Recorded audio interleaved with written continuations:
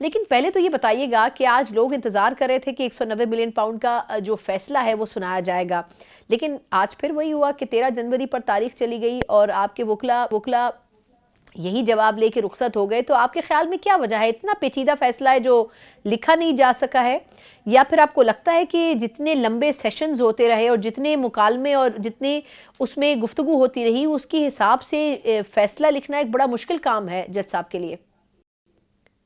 नहीं, ऐसी कुछ बात नहीं है। सना के फैसला लिखना मुश्किल काम है। ये इस तरह के फैसले पहले जब खान साहब के केसेस में अगर उनको जल्दी फैसला देना होता था तो एक दिन में 3 सजाएं भी हो जाती थी, या 2 दिन में भी 3 सजाएं होके 34 साल की कैद बामुशक्कत अनाउंस हो जाती थी कन्विक्शन करने के बाद। तो ऐसी कुछ बात नहीं है, लेकिन ये बड़ी तशवीशनाक बात है, क्योंकि या तो एक नॉर्मल सर्कमस्टांसिस में हो रहा होता हम्म। कि जज साहब बीमार हो गए या जज साहब फर्दर उसको पढ़ना चाह रहे हैं, जजमेंट लिखना चाह रहे हैं, लेकिन यहाँ पे एक अजीब सी एक रवायत कायम हो गई है कि जजमेंट आने से 3 दिन पहले हम्म। कुछ खास किस्म के सहाफियों को बताया जाता है कि ये जजमेंट इस दिन अनाउंस नहीं की जाएगी, और फिर वो प्रिडिक्शन देते हैं एक डिजिटल पोस्टमैन का रोल अदा करके, और वो फिर प्रिडिक्शन आती है और फिर वो प्रिडिक्शन सही साबित होती है और फैसला नहीं आता। हम्म। ये प्रिडिक्शन नहीं दी जा रही कि सजा दी जाएगी या नहीं दी जाएगी, ये प्रिडिक्शन ये दी जा रही है कि फैसला ही नहीं आएगा। तो ज्यादा तशवीशनाक बात है। तो अदालत का जो प्रोसीजर है, हम्म। जो अदालत का नेट वर्किंग है, हम्म। उसके अंदर इंटरफेरेंस है, कोई कोई एक्सटर्नल फैक्टर्स हैं जो इन्वॉल्व हैं, जो इस ट्रायल के आउटकम को और उसकी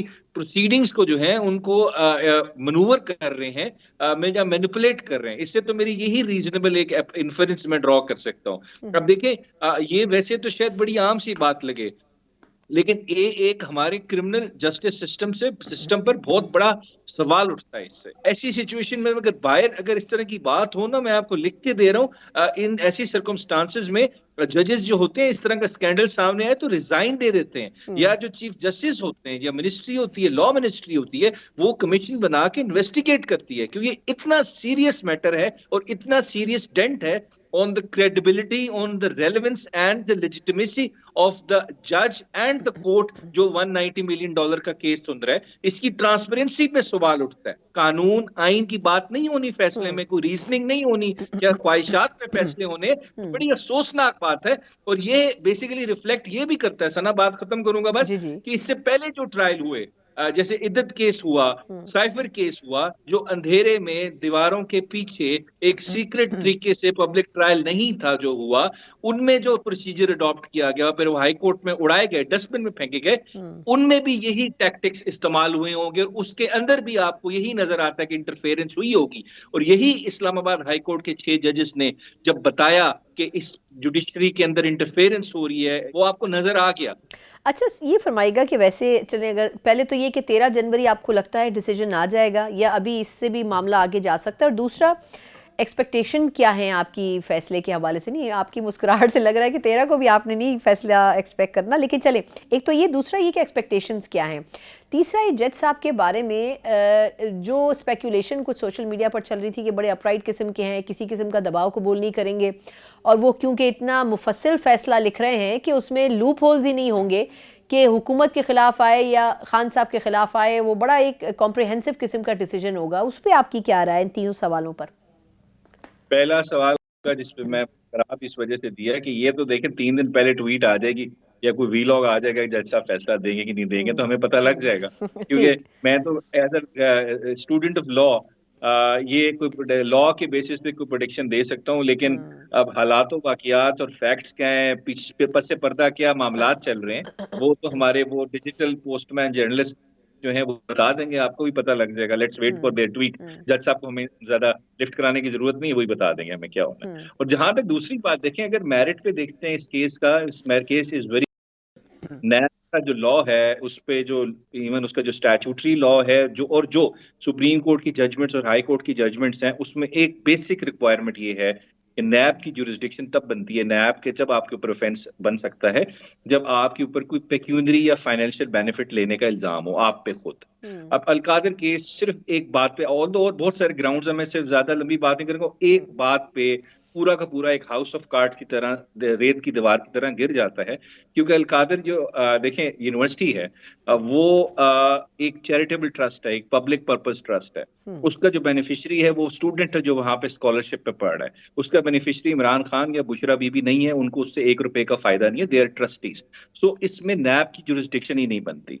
या तो मैं आपको एग्जांपल दूं, या तो इमरान खान साहब ने कहीं बिलावल हाउस बनवाया होता इसके जो भी हुआ इस ट्रांजैक्शन की वजह से, तो फिर तो आप कह सकते हैं कि चले जी मैं ऐसी कुछ खुद बेनिफिशियरी हुए ना, कोई 100 कनाल ले ली और उसके ऊपर अपने लिए एक महल बना लिया। ऐसा तो कुछ है नहीं। यहाँ पे तो आपके सामने है, एक यूनिवर्सिटी बनाई वो गरीब बच्चों के लिए जो रिलीजियस या स्पिरिचुअल एजुकेशन में इंटरेस्टेड है, उनको पढ़ाने के लिए। So this is a charity. एक चैरिटी बनाने पे अगर नैब के केसेस बनने लग जाए तो फिर मुल्क में तो हर चैरिटी बंद करनी पड़ेगी आपको। तो this is a frivolous case, merit पे भी फारिग होता है ये केस। सही। और बाकी जो बात है आपके सामने है, बाकी जो केसेस का फेट था इसमें ये सजा भी देंगे, मेरे नजर में तो ये सजा देंगे। और जज साहब की जहां तक बात है, देखें ये वही जज साहब है, अगर इतने लाइक फाइक होते तो पहले बेल इन्होंने डिसमिस की थी जो हाई कोर्ट ने ग्रांट की थी। अगर इतना वो पढ़ रहे होते केस को, या इतना बारीक बीनी से देख रहे होते, उनको मेरिट्स की समझ होती, तो उस वक्त बेल भी ग्रांट कर देते, जो उन्होंने नहीं की, लेकिन इस्लामाबाद हाई कोर्ट ने ग्रांट की। और जहां तक इन जज साहब की बात है, मैंने तो इनकी इतनी की तारीफ नहीं सुनी जुडिशियल सर्कल्स के अंदर। मैं स्कैंडलाइज नहीं करना चाहता, मैं एक फैक्ट बताता हूँ आपको।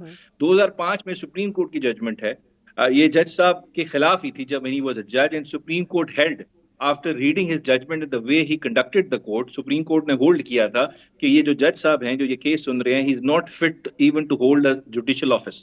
These were the findings of the Supreme Court of Pakistan, 2005 की reported judgment है। If you need it, I can even send it to you. So ये हाल है कि किस तरह के जजेस को आप अपॉइंट करते हैं, और फिर देखें ना, ये आप इस्तेमाल किया जाता है ना, जैसे अब हुमायूं दिलावर को देख लें आप। अच्छा,